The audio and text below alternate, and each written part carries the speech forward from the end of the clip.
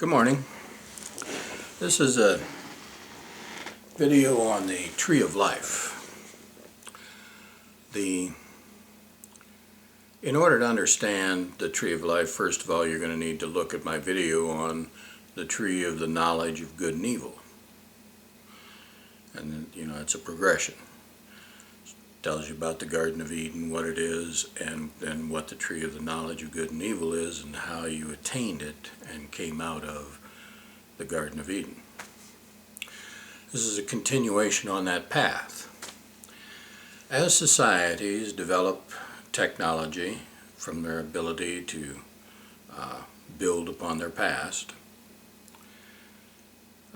your science gets to the point where it starts extending your life. As you can see, it's already doing, but it can extend it to the point where you don't die of old age. That doesn't mean you can't die of other things, but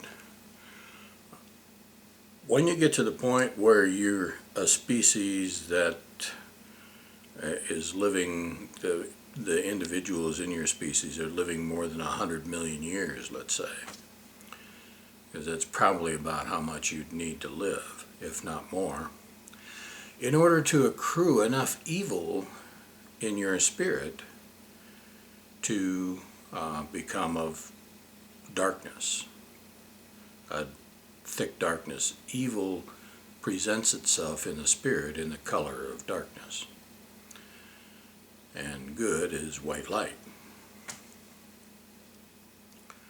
So when your spirit gets evil enough to become of darkness, then when you are killed, your spirit will go to hell. If it's thick enough and dark enough, it'll go to hell. If not, you'll probably just be recycled in the universe into another life until you become evil enough or you get good enough to go to heaven, one of the two.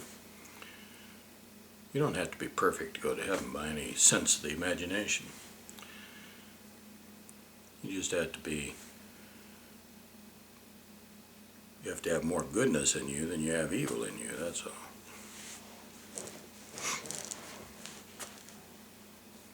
So the tree of life is simply a society that has developed technology to the point that they can extend your life reasonably, they think, forever.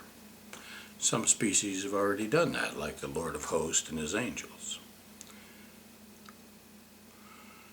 But you wouldn't want to accept immortality from them. They want to keep you in the lake of fire and brimstone. Their version of hell, you see.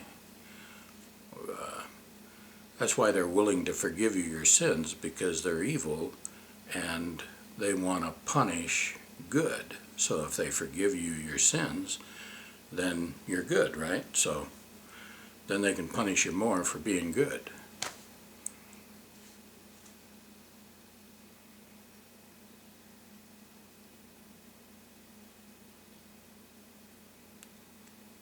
So when your technology gets to that point, if you survive long enough to get to that point, you want to say no to unnatural immortality. You see, when you accept immortality, what are you doing? You're not going back to heaven. You're no longer under the control of heaven. And because you're not under the control of heaven, you're under your own control, you get more and more and more evil. So that's why you have to reject unnatural immortality. Trust in the Creator's system.